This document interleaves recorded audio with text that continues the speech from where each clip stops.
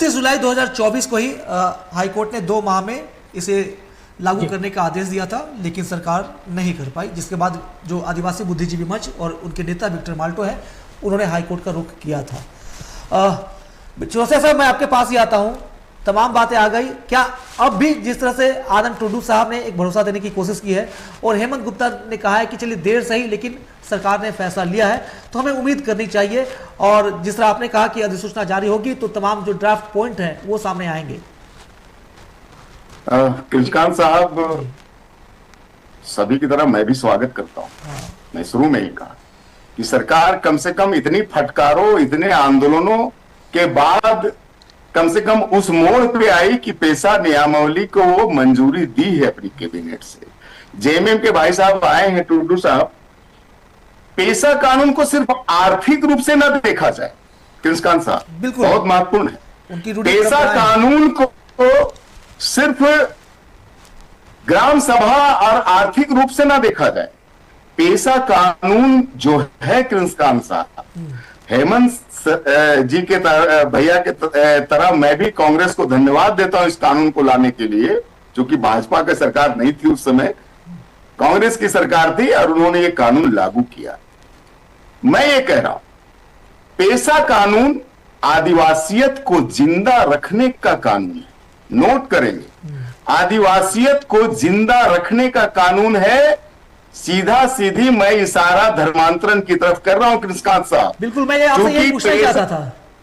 मैं कह रहा हूं, मैं स्पष्ट कह रहा हूं, उसमें लिखा हुआ है पारा में कि पारंपरिक प्रथाओं की रक्षा, जनजातीय समुदायों की परंपराओं, रीति रिवाजों और संस्कृति पहचान का संरक्षण।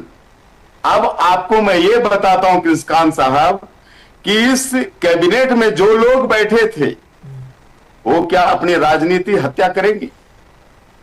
नहीं करेंगे, क्योंकि राजनीति करने वालों को राजनीति बड़ी प्यारी होती है, वो अपनी राजनीति हत्या नहीं करेंगे।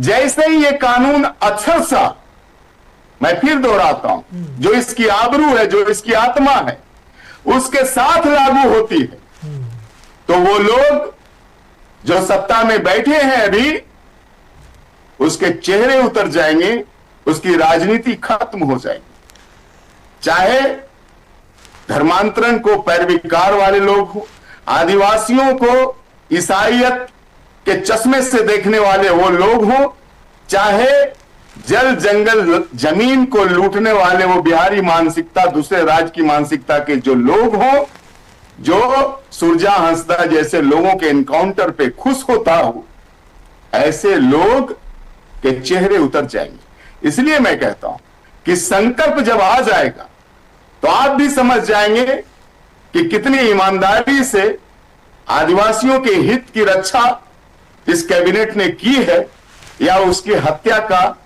कार्यक्रम बनाया है। 2 छोटे सवाल आपसे है, आपकी बातों से 2 छोटे सवाल जी, कि पेशा कानून, एक सेकंड में कंक्लूड कर लेता हूं कृष्णकांत साहब। पेशा कानून आदिवासियत की जिंदा रखने का कानून है, आदिवासियों को सशक्त करने का कानून है।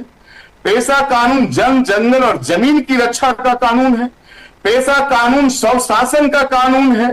पेशा कानून अनुसूचित क्षेत्रों को बदल देने का कानून है, अनुसूचित क्षेत्रों की एक और आजादी देने का कानून है।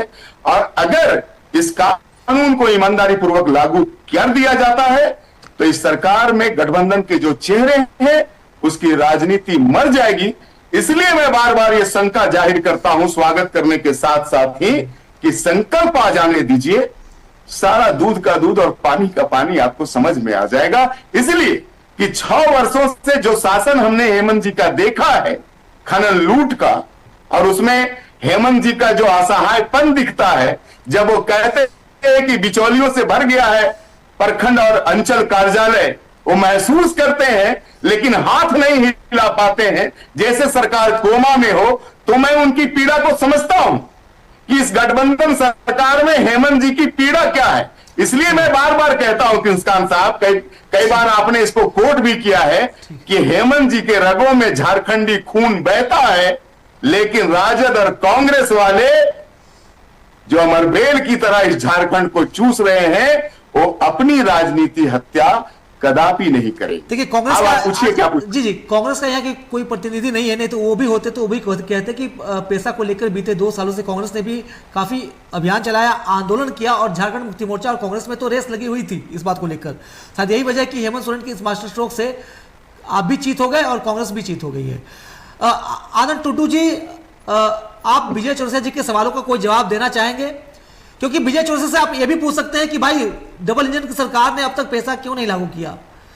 दूसरी तरफ धर्मांतरण का मुद्दा वो उठा रहे थे, और हेमंत रघुवर दास जी जब पैसा को लेकर यात्राएं कर रहे थे तो वो कह रहे थे कि विदेशी धर्म वालों के दबाव में हेमंत सरकार पैसा लागू नहीं कर पा रही है।